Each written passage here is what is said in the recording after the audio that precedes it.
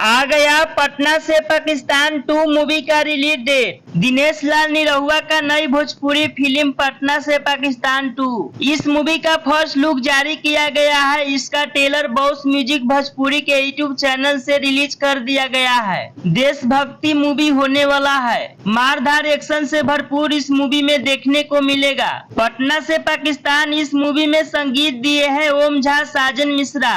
गीत दिए हैं आशुतोष तिवारी, विनय निर्मल, धर्म हिंदुस्तानी। निर्माता प्रेम राय, निर्देशक अनंजय रघुराज। काफी ज्यादा हाई लेवल क्वालिटी का मूवी होने वाला है। भोजपुरिया फैंस को यह मूवी काफी ज्यादा पसंद आने वाला है। पटना से पाकिस्तान 2 इस मूवी में नजर आने वाला है दिनेश लाल निरहुआ, सेजल साहू, सपना चौहान, संजय पांडे, मनोज टाइगर, अमित शुक्ला, मीर सरवर, सुदेश बौरी और भी काफी लोग, ढेर सारी आर्टिस्ट और एक्टर काम किए हैं इस मूवी में। भोजपुरी फिल्म होने वाला है। पटना से पाकिस्तान 2 इस मूवी को दुर्गा पूजा या दीपावली के शुभ अवसर पर इस मूवी को सिनेमा घरों में रिलीज कर दिया जाएगा।